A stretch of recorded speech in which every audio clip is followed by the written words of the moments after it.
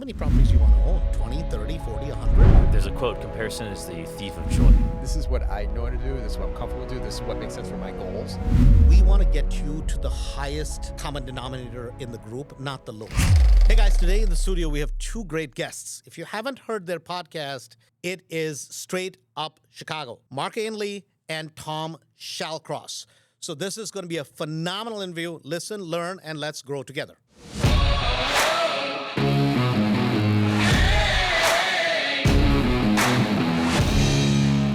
Hey guys, welcome. Today we have a great podcast for you. These guys are kind of different and kind of special because not only do they have successful real estate businesses in their own right, but they run, I think, one of the best podcasts, especially as it relates to Chicago and what's going on in the Chicago market in real estate. So if you are not already their fan, I think by the end of this, you're going to become a raving fan. Having said that, gentlemen, welcome to the podcast. Thanks for having us. We're excited. Yeah, we're super excited. So just as a brief intro, you want to start kind of, Mark, on your end, and then in terms of a brief background and how you got here. Yeah, for sure. This year is 21 years. Started off as a broker, done tons of investing. I mean, hundreds of Burr strategy type properties. We now operate one of the larger property management firms in Chicago, about 1,500 scattered site units. Anything, or we do anything from condos to 56 units is our biggest complex. So we're continuing to build that up, both on the property management and maintenance side as a business. We invest in industrial real estate, and then been getting back into the single family home because I think the amount of scarcity around single family home rentals is going to be big in the upcoming years. Good Tom? stuff. Yeah, so I started about 7 or 8 years ago in Chicago. I started on the south side, and that's where I ran into Mark. He did all my management for the properties that I was holding. And since then, I've mainly focused on the north and northwest side of Chicago. I have a small portfolio. I also partner up with Drexel Properties on larger properties. And then I flip for a living. Like, that's the income. That's how I raise 4 kids. Got it. So you do basically what we call flipping for a living. And then on the side, you have a rental portfolio also. Yes. Okay. So question for you guys, because you guys are kind of, I think, in a really nice spot that not only do you guys understand the real estate business, but you get to interview so many people, right? And so the question would be, man, how do you separate the BS in real estate from, because I think we are unique, which we all buy our own shit, meaning, we all think we're legends how do you guys separate that? Me? So how do we sniff it out with someone else? Or how do you sniff it out? Yeah. Yeah, you could tell, right? Like, if someone comes in to you and shakes your hand at a meetup that you've never met, and the first thing they're talking about is how many doors they have and all Right. this, it's like, all right, like I didn't ask you that. I don't care, right? Right. It's usually the person coming at you pretty hard. You know right away, like, even if it is true, there's someone I don't want to be interacting with. Right. So. Well, I think for us, we always have like a 15-minute call before we have anyone on the Sure. show. And I try to tell people, this is not a commercial for whatever you're trying to do. And if you're not willing to be vulnerable, we don't want to have you on here. No one wants to hear how great you are. They want to hear all the pain points and everything you messed up. In terms of, can you add value to the audience? Because if you're not interesting in terms of a fun way, right, the strategies are what they are, right? I mean, it's at the end of the day, man, there's 4 or 5 main things in real estate you can do, right? It's just, I think the story and then what value can you add to the audience is what makes it much more fun, right? We can actually have a meaningful conversation. So, Mark, you kind of do not only a investment business, meaning you run a property management business, right? On top of that, you invest in light industrial warehouse. Is that kind of your niche? Yeah, it's something we started managing those about 15 years ago, and we had a couple opportunities to buy a couple, and then we're like, wow, we like these. It's more of a 9-to-5 management job and no domestic violence is what I would say. Got it. And so it's an attractive asset class if you can find it. That's the tougher part. Got it. So can you talk about that? Because, I mean, that's a interesting asset class, right? I mean, obviously, everybody knows today that office space is not the most desirable. But in that asset class, it has been growing. I mean, it has been growing as in there's just lack of. So what is exactly that mid-space that you operate in? Because it's not industrial necessarily. It's kind of light industrial, light storage. Is that kind of my understanding of it? Yeah, right now the industrial asset class is kind of split to 2. It's these larger, the buildings are putting up along 355, along 55, down 83 in Elk Grove, the 100,000 to a million square feet space. Those are more for the REITs, and we don't necessarily play in that. But it's all those littler buildings, call it 50,000 and under, that might be getting torn down to be built. Those are going away fast because, one, they can't build these buildings on these lots in these locations anymore. So, and they're tearing so many of them down. And those will always be those little servicing buildings of, call it, I always like to say these are the companies that actually service the bigger companies. They might sell boxes. They might be a termite service. They might be the plumbing companies we use for our properties. But they need those 2,000 to 5,000 square foot spaces, and they just can't build them affordably anymore. So I feel there's scarcity there. So I want to get both your takes on this, because this is something that, obviously we have heard the noise of the multi-unit space, right? Last 5, 6, 7 years. And I've always felt that I understand the logic behind, oh man, go big or go home. I get all of that. But I've always felt, that space of kind of the 15, 20, 25, 40, 50, the mom and pop operators that would be selling to you. This is not big, sophisticated people that are selling to you. I've always felt that you can be very highly profitable in those if you can just find an entry point. But that's something you can hobble together. If you have a small portfolio, you can hobble, a few $100,000 to $1 million, borrow the rest of it, now go in and do a massive value add and really, on the back end, do a BRRRR, or even 4 or 5 years, do a tremendous amount of 1031 out of it or cash out of it. Would you guys agree that there's a tremendous amount in that middle? Then once you get above 100 units and all that, now you're really playing with people that have a lot of money, and there's an awful lot of money in that space that the race is to the bottom. Any opinion on that? I agree wholeheartedly. So I play. That's where I play. I'll still buy a 2-unit, right? I'll go 2 unit to 20 units. A nice spot for me. The other thing that you didn't mention is you cannot rip out a boiler of a 40-unit courtyard building. Right. You just can't. You're not going to vacate the place and be able to gut it. Right. So when you talk about that value add, you can do that on a 6-unit corner building, right? You'll be able to make it exactly how you want. If that's the game plan, you will have the opportunity to do that. On these bigger buildings, you're kind of stuck with what's there, right? You might be able to cosmetically do the units, do things here and there, but you have more limitations there as well. But I agree, it takes a certain skill set and a certain amount of liquidity, but the big players aren't coming down there. Right. And there's only a few. They're still very competitive, but I'd say there's less competition in that middle space. I think I could tell you where I see people go wrong in that space. Especially out here in the suburbs. You have a lot of these 1950s, 1960s built buildings, 6, 12-unit buildings, where they try to. I think there's 2 ways to go about it. You either you do nothing to the building and kind of suck it worth. I hate to use the word slumlord, but just to kind of milk it for what it's worth, or you do the add value, get the rents up to the top of the market, and really do that. But a lot of people try to mess around in the middle, where it's I'll do a little bit and I'll replace a faucet here and I may rip out his bathroom. But those people end up getting nickeled and dimed, and then they can never get rents high enough. They can never attract a quality enough tenant, and they struggle and usually sell after 3 or 4 years. And that, especially in, call it these, I hate to label towns, but C-class towns, like in a Bellwood or in a Berkeley, or some of these towns that are just higher rental. But when you take those buildings and you put them into an Addison, where you have these opportunities where you could actually probably, parts of Addison might be rough, but you could usually get rents to the top of the game and really put that money into it. But playing in that middle space, that's where I see a lot of people lose with the small multi. Got it.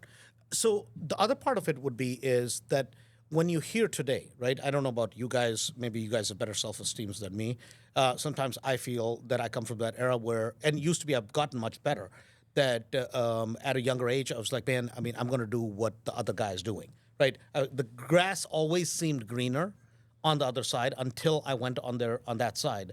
And then I realized, shit, they just painted it, man. They just sprayed that somewhere, right? You guys ever run into that where you're like, oh my God, that seems so much more attractive, so much easier.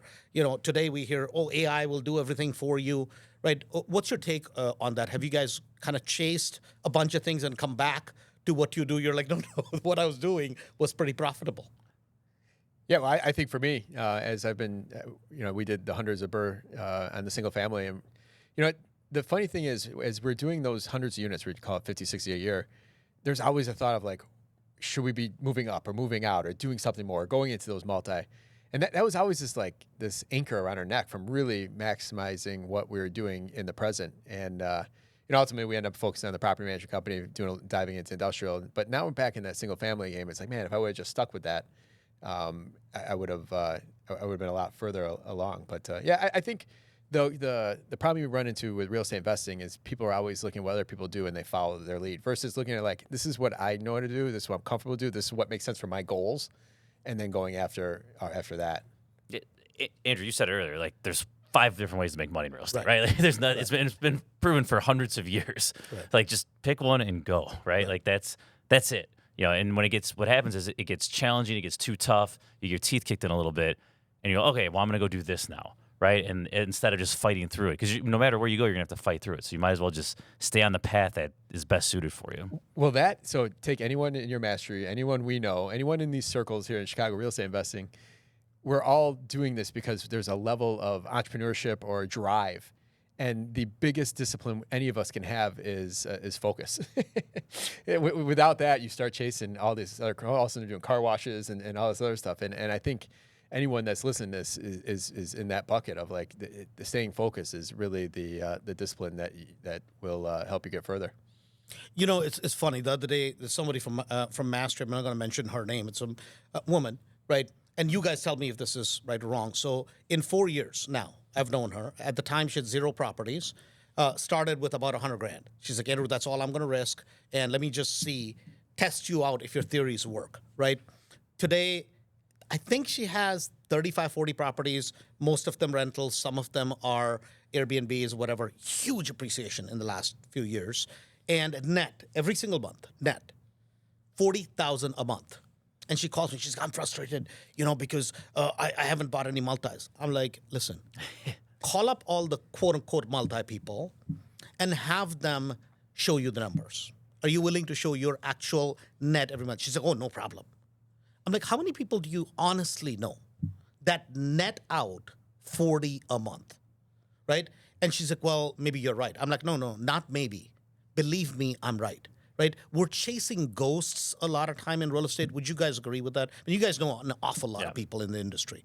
So, what would you say to that? Because and I've done this, right? That if I had to do it all over again, I would do a few things differently. But would you agree with that? That stick to what you know. What she's doing is working phenomenally well, right? You go from a 0 to a hero, and now you're like, no, I want to chase something because it's a brighter object.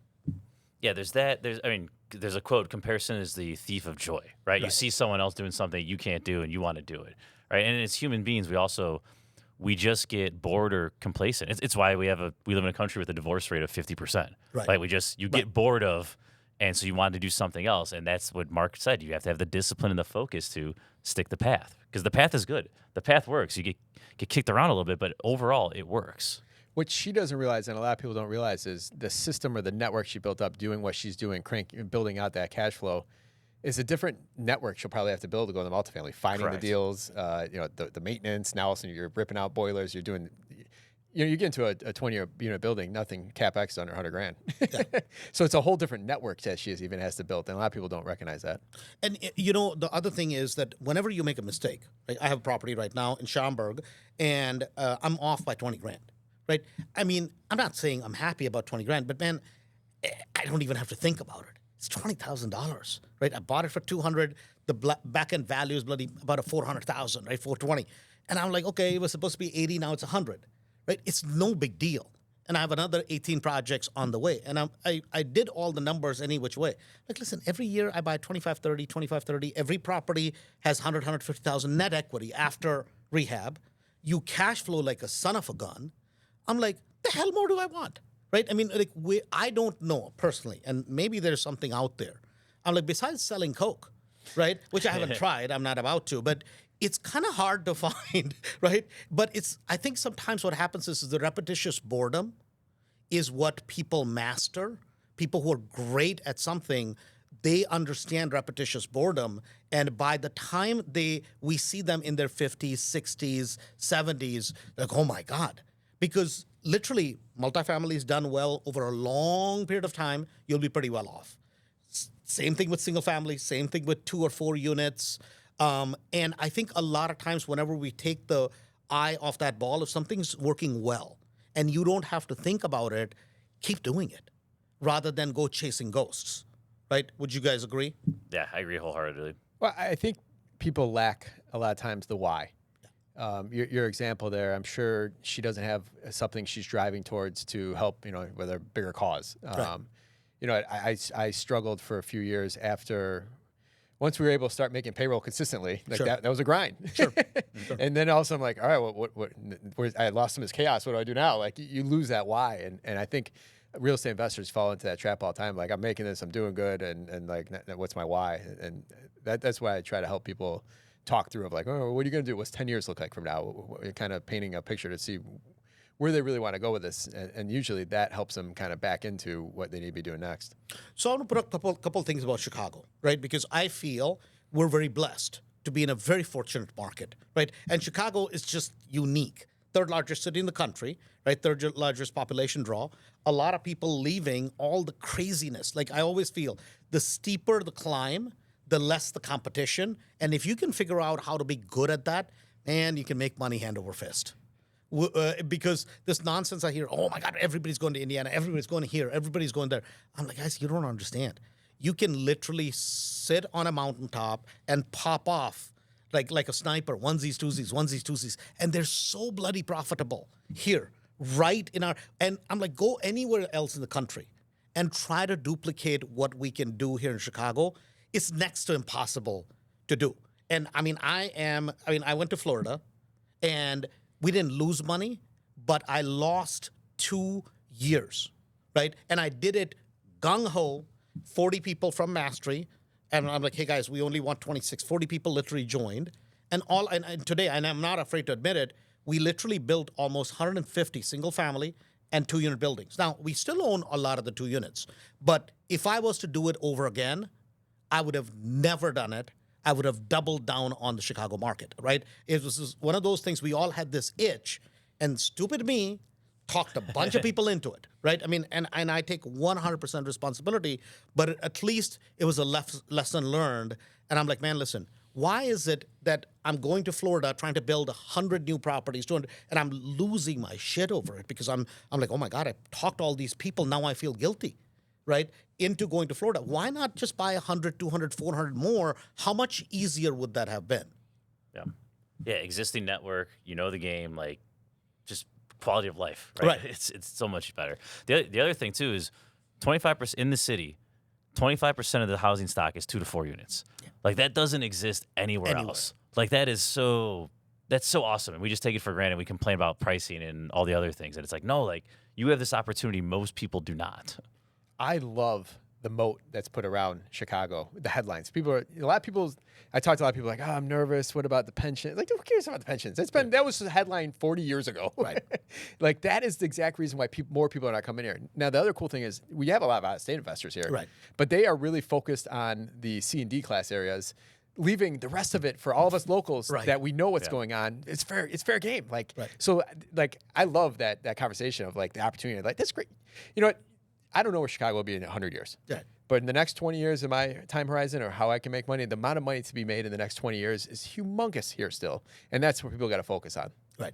No, and a lot of times, and that's the secret that people don't understand, is that the whole concept of the moat, right? What do you hear about Chicago? Oh my God, it's cold. Nowadays, we barely get 2 weeks of actual cold weather. And number 2 is the crime.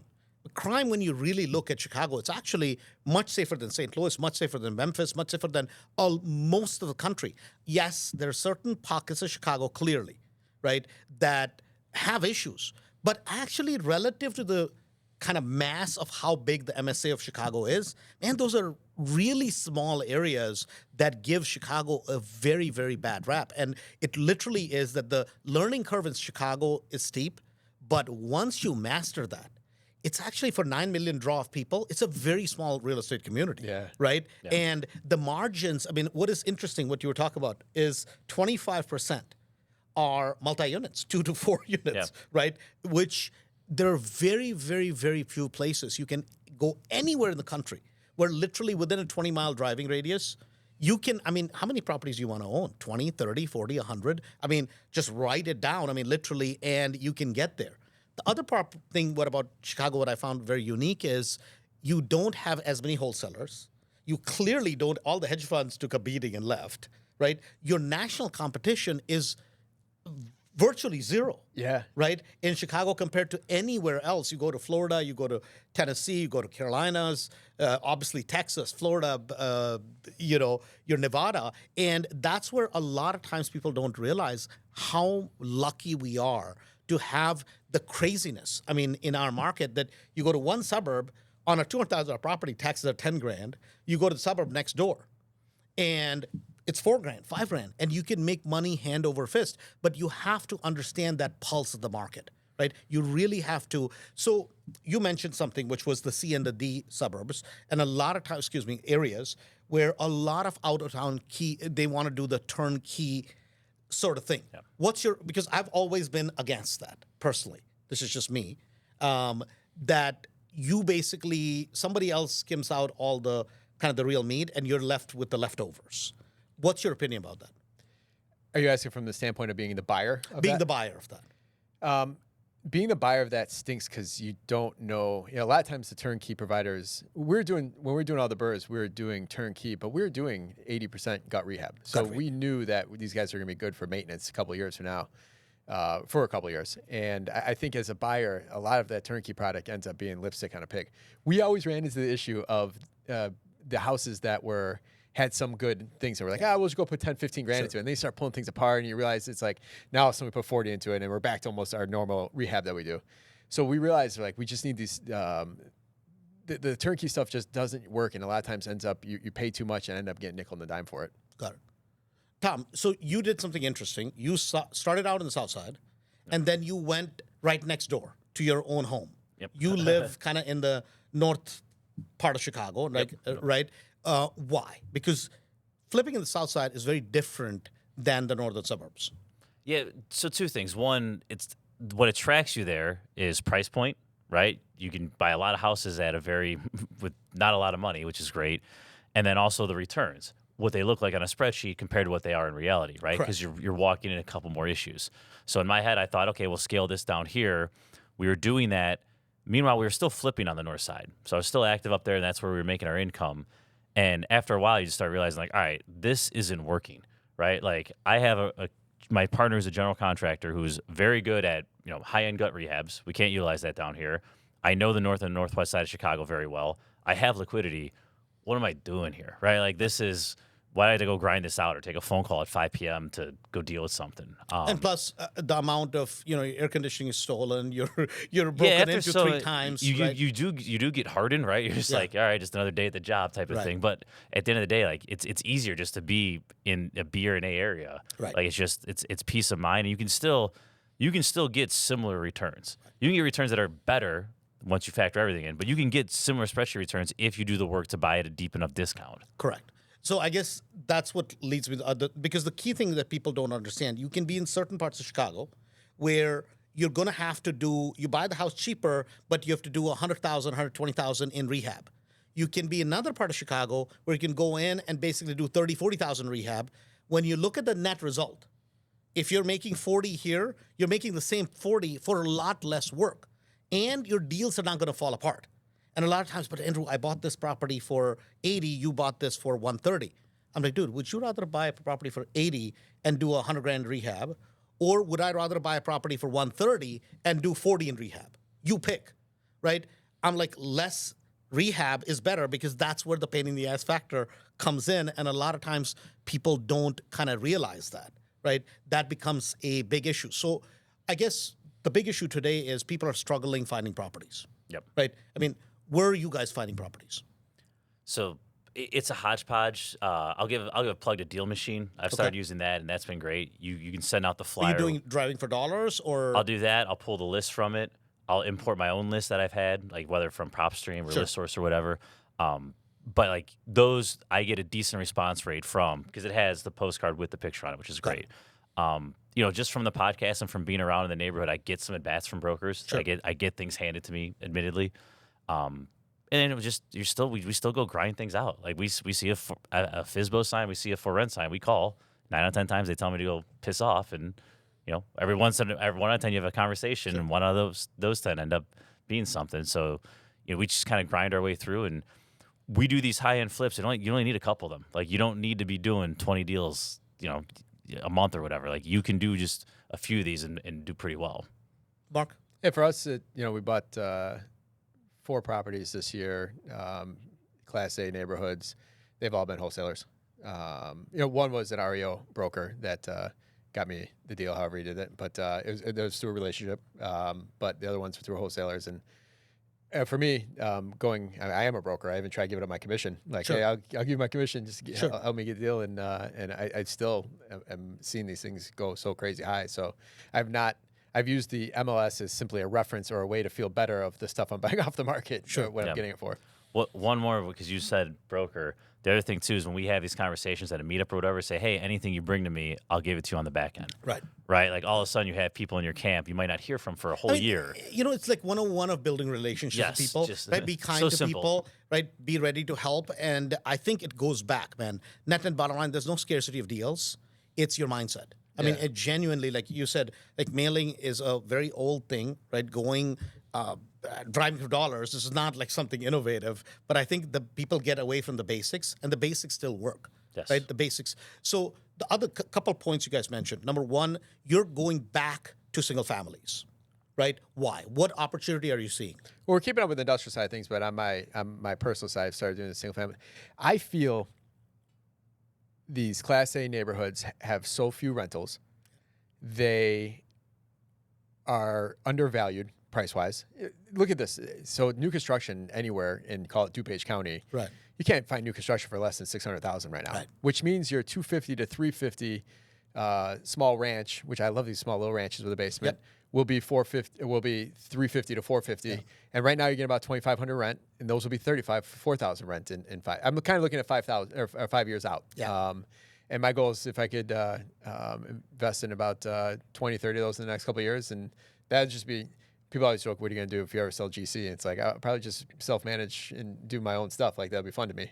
But that's kind of the future. I see Class A properties in these Class A towns in DuPage and Kane County, and I just think there's such an opportunity there for based on demand. 100%. Like 100%. Like, I mean, Westchester is such a good example. Like, literally, we're picking up properties 150 to 200 in Westchester. You rehab them $40,000-$50,000, right? Something goes over $6,000-$8,000. Back-end values. $395, $400, and you're getting $3,000, $3,200, $3,300 in rent. I mean, even with today's rental numbers, right?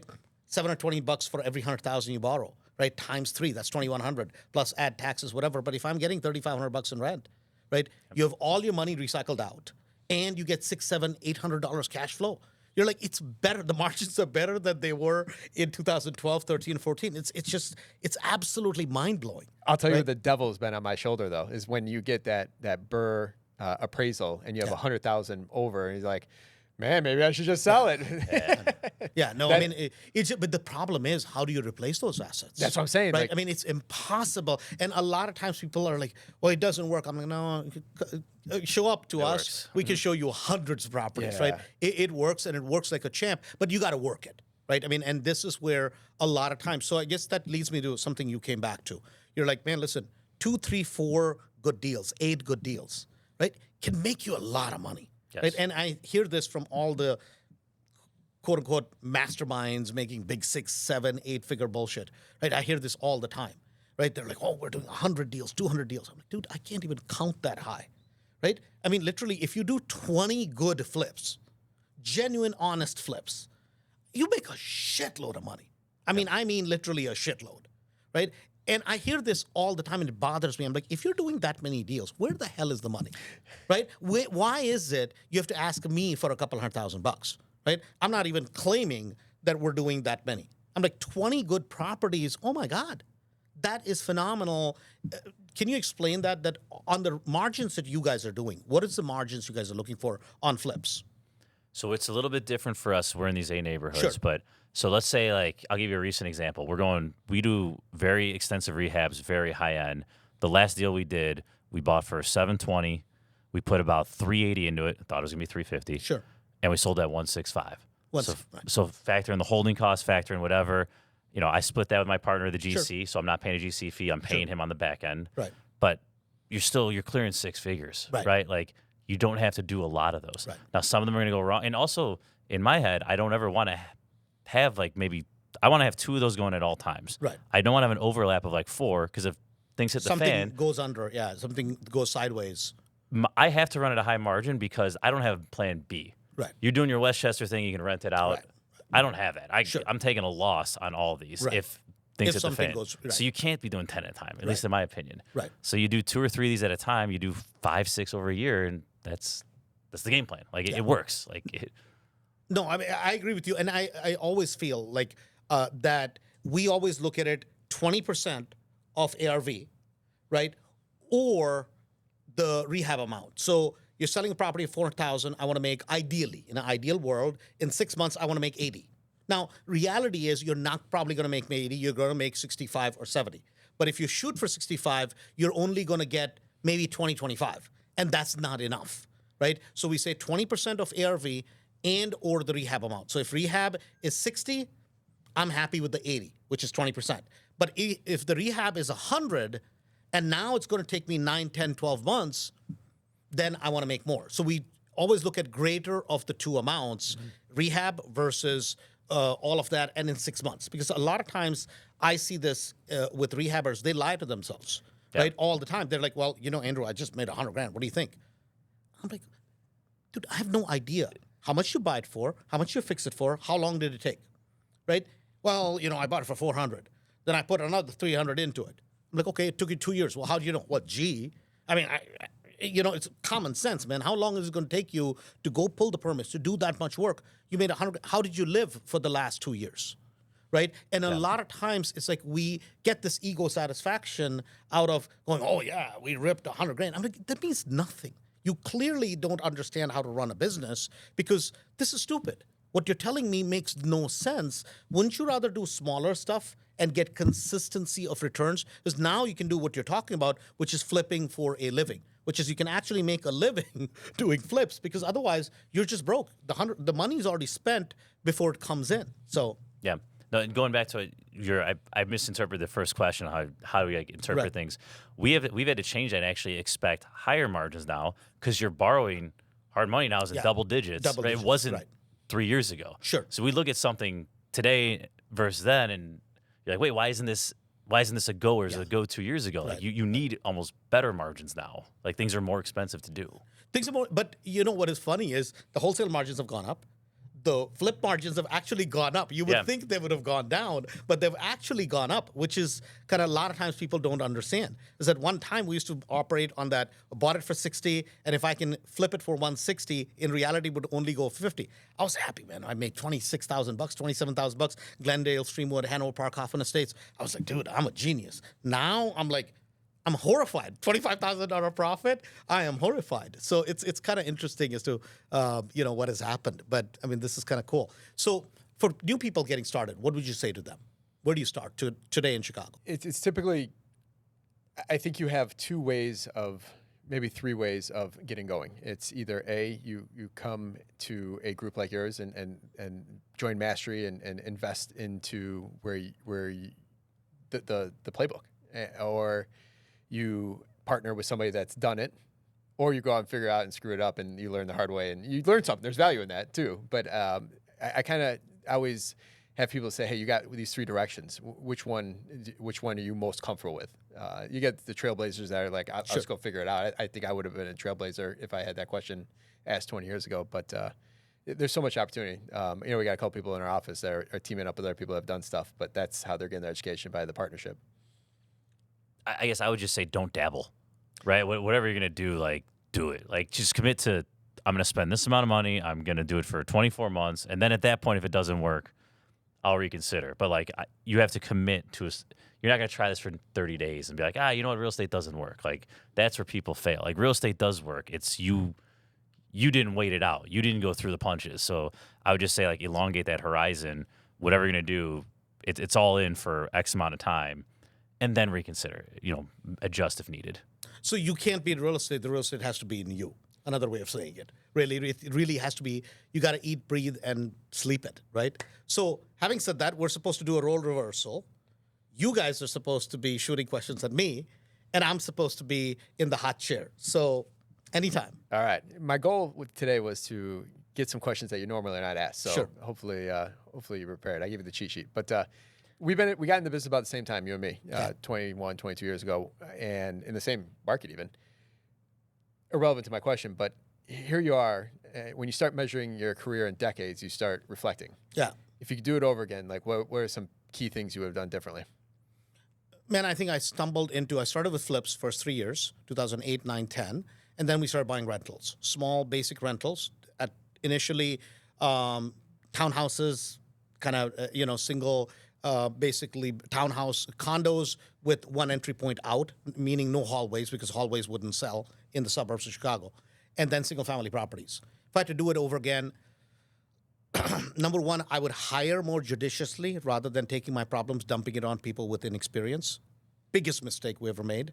That was number one. And number two, keep the basics the main thing and never look anywhere else because the basics work so well, which is basically 3-bedroom, 1.5 bath properties all the way in the suburbs from the kind of the northwest suburbs all the way down.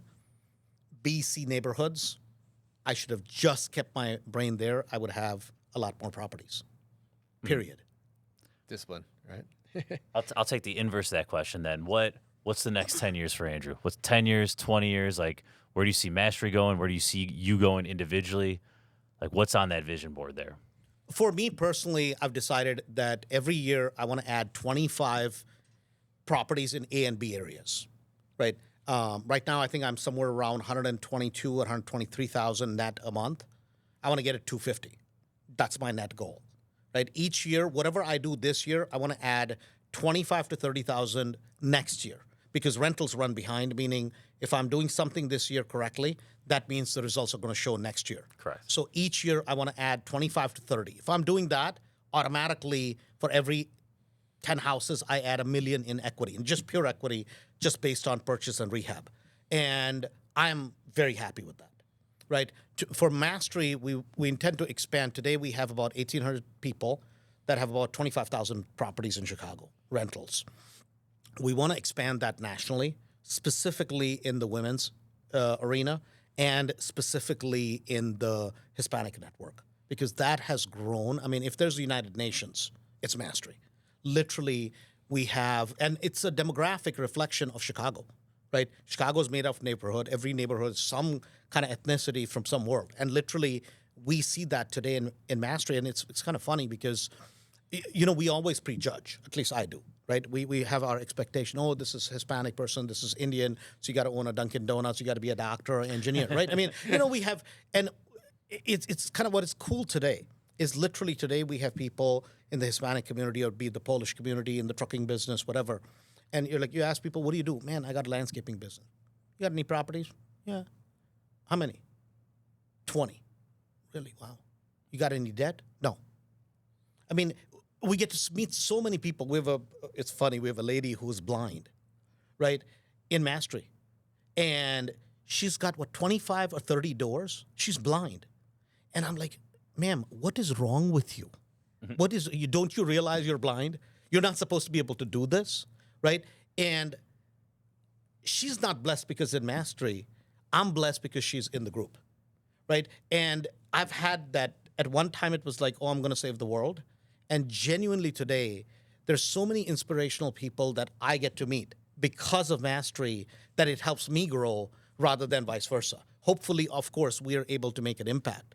But genuinely today, when I look at it, is you meet so many amazing people. And the ones that talk the least have the most. Yeah.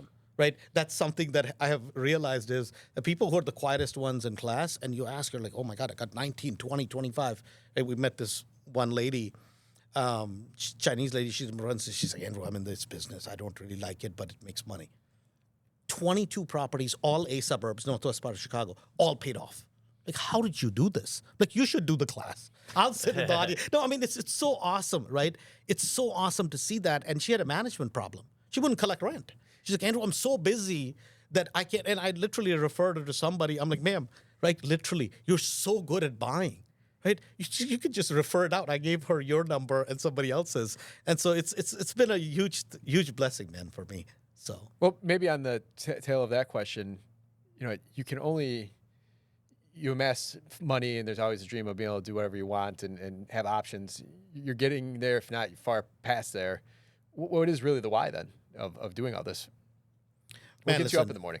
dude, I was the guy who needed the help. And today, in some small way, we're able to make a huge impact. I mean, both my parents were doctors, right? They believed in what they did, and they lived their whole life serving their profession. They really, really, really bought that whole line and sinker. I truly believe that real estate is a tool for the average person like you and I. I mean, I don't think you guys started out with a lot of money, right? For you and I, literally to become worth 30, 40, 100 million by the time we're done. There are not too many things that people like us, we could probably go get a job somewhere and work our ass off, but there are not too many things that can take you from that middle class to maybe say upper middle class to that wealth category where it's 30 million plus. Certainly people, I don't know of very many people that can do it unless you really go out and build quote unquote a business. And what we're doing is with real estate pretty safely building a business, and we can literally leave a family office behind by the time we're done. And so it's two things. Number one, I was trying to fix my own problem. And number two, today I get to have an impact. Like we do the 3-day, as you know. I'm depressed, man, after it ends, right? Because it's a celebration of so many people, right? That you're like, oh my God, last time I met you, you had 9 properties. Today, you have 25. And they're like, well, Andrew, it's because of you. It's actually not because of me. Like, I just threw out the ideas, man. You did all the hard work. But I literally was a person that was very lonely, right, in a certain way. And today, we've built this real estate tribe.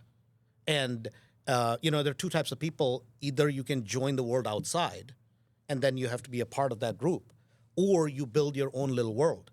And literally, I've used real estate to build this little world where you can kind of envision a world, and then you can get to be the king in it. I mean, and I'm immensely blessed that so many people, because people come to real estate and they are believing the financial future we're selling them. And I feel that's an awesome responsibility. Community, 100%. Yeah. Speaking of your community, like it is, and I mean this in a good way, it is borderline cult-like. Like It you is, guys 100%. are all in, and I again, I 100%. mean that in No, a good way. 100%. Like you talk to Shanu, you talk to any of these guys, like it is mastery, mastery tattoos on the arm type Right. of thing. How do you get to that point? Right, Man, like that is like that's unseen elsewhere. Listen, I mean, we all, anybody you ask, how did you get into real estate, Rich Dad, Poor Dad kind of thing, right? But I mean, a book like Rich Dad, Poor Dad, it kind of creates the itch and you don't know how to scratch it, right? Creates this dream, creates this idea of wealth, blah, blah. Great. A lot of us started there. But because of that, I saw people do some terribly crazy things. Like buy properties in 2001, 2, 3, 4, 8. I was the agent that was selling them the properties. And I was horrified a lot of times that it's like real estate is like fire. You can cook with it. You can keep yourself warm, right? It's a life giver, but it will take your life. And I genuinely believe that is what real estate is. Real estate done wrong can devastate your families. And we saw that in 2008. And so that's what, when I started, I was like, I saw all the things people did the wrong way. And I literally took the book, which was The Intelligent Investor, Warren Buffett, Yep. right? They applied it in the stock market. I apply it in real estate. I mean, the basic philosophy is buy properties way below in good AB areas and then hold them for a very, very, very long period of time. And that's the good old way of using some financing. And we've literally built it's like, when you belong to a church, mosque, whatever, you have to be all in. Right? You have to be all in, and we treat it as such. If it's my name on the door, my pride is attached. So if somebody in mastery, if they don't do something right, it offends me personally. I'm like, man, how is it possible that you can F up so bad? And if I don't care, then I don't care about my fellow investors. I feel that invested in it, and a lot of times people are like, well, Andrew is going nuts. It's, man, I know what it feels like when your last dime, you don't have the money, and you're so desperate that, oh my God, this deal closes. And I've been there, and I don't want to see other people go through it. And especially when they pay money to come somewhere, it's our personal pride is attached, right? I can't have people come to mastery and then fail. Sometimes they don't need me, they need God, right? I mean, literally, there's nothing we can do because people won't even show up sometimes at their own properties. And I've always felt that if I don't care, then who does? And so we have kind of created this, we have Kool-Aid, which we kind of pour at the end of the 3-day, and we really expect people to drink it. Because I don't know of anybody in any sport, in any profession, that is really good at it and is not extremely passionate. And so we expect that in real estate. Yep. You dreamed up Mastery 2012, 13, 14, somewhere in there. How is the vision compared to what you have today? Man, it's way bigger than I ever thought. I mean, it's way bigger than I ever thought because what is cool is, right, you guys have a great community you guys have built by just giving value. You're not even selling anything, right? It's so cool for us to look at your pictures, go, oh my God, and Lori's like, I used to take pride in knowing everybody and everybody's story in Mastery because to me, I know where people came from, where they started, where they're today. And today, a bunch of people show up, and I feel so proud because any real estate group you go to, about 60% of that group, 70% of that group is going to be people from Mastery, right? And it's something, and people are doing so well that it's like, I'm like, man, I mean, I feel proud. Like, I don't have kids, but how a father would feel if their kids do well, right? I feel that, hey, in some small way, we were able to inspire them, right? I mean, we didn't do the work, they did the work. So I'm not taking credit, but yet, hopefully we cajoled them, we yelled at them, we, inspired them to do the right things. And now that will change their future. And today what we see is their kids that are 18, 19, and they're like 5, 8, 10, 12 properties. And one of the most fun thing was Miss Martha has these little kids. She's like, Andrew, uncle, you have an airplane that's not big enough. I'm going to buy an airplane that is 4 times as big as you, right? And can you imagine that, man? Who was it that was giving you or I airplane rides, And yet, in some small way, we're able to contribute. And that's way bigger blessing than I ever thought. So, Good stuff. The 3-day Mastery. Yeah. You've been doing it for 5 years? This is the 30th one, the 3-day. Oh, so you guys do it multiple times. Okay. So we do it 3 times a year. So how has it changed from number 1 to number 30, which is a huge milestone? So congrats on that. Yeah, thank you. You know what it is it's actually not. We have actually kept... It worked when we did it initially. I think initially I was maybe a little bit more crass. I used to curse a little bit more from stage. I've probably just become a little bit... I've learned how to say things in a less abrasive manner.